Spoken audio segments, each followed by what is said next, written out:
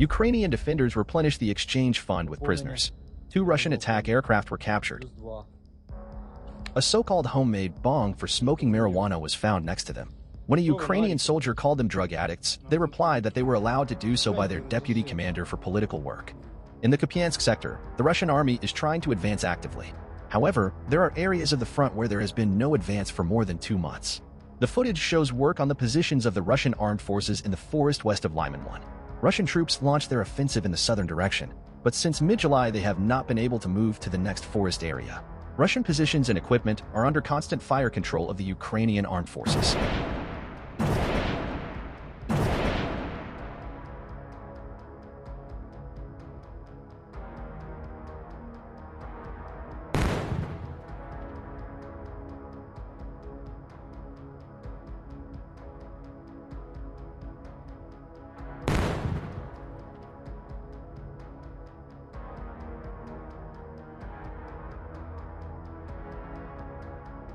In the Bakhmut sector, after retreating from Klishchiyivka, Russians are filming a video of Ukrainians firing at their positions with cluster munitions.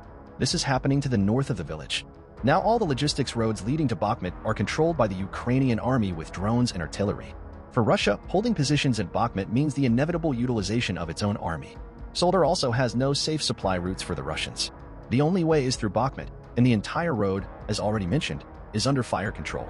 This is another problem for the Russian army, which can only be solved by withdrawing deeper into the rear. Ukraine is armed with M777 howitzers of 155mm caliber supplied by the United States. The 148th Artillery Brigade demonstrated the use of this howitzer. The M777 howitzer is characterized by a digital fire control system. It determines the location of the howitzer and calculates the parameters so that the gun can quickly aim at the target.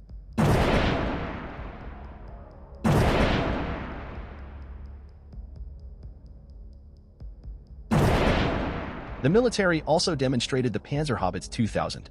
This is a German self-propelled artillery unit. On the Ukrainian front, it is firing the newly spotted 155mm Volcano long-range ballistic guided artillery shells.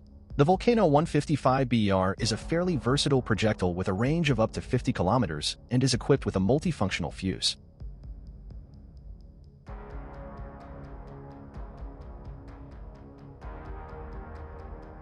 It is not entirely clear whether we are seeing a guided or unguided projectile. Perhaps we are seeing an unguided version with an extended range.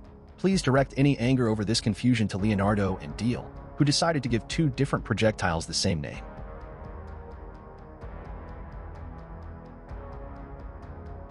On the southern front, the Ukrainian army liberated more than 5 kilometers of territory over the past week. Heavy fighting continues here as well. Meanwhile, the Ukrainian armed forces are advancing in the area of Robotyne village. Western experts say that 10,000 to 12,000 Ukrainian soldiers in this area have done what 60,000 to 90,000 soldiers should have done. Therefore, the Tokmak breakthrough is unique. Russia has deployed thousands of elite paratroopers near Robotyne as infantry, according to British intelligence. Russia has probably reinforced the 58th Combined Arms Army, which suffered heavy losses in the Orikhiv sector. If the reinforcement has occurred, it has been due to additional airborne units over the past 2 weeks. At least 5 regiments of airborne troops from the 7th and 76th Divisions are concentrated a few kilometers from Robotyne. In its entirety, this grouping should include about 10,000 elite paratroopers, but it is likely to be significantly understaffed. It is noted that near Robotyne, paratroopers are used as infantry to reinforce overstretched ground troops. And this shot shows how a Ukrainian drone shot down a car during the evacuation of the wounded occupiers. The authors of the video captioned it as "Soldier of Fortune."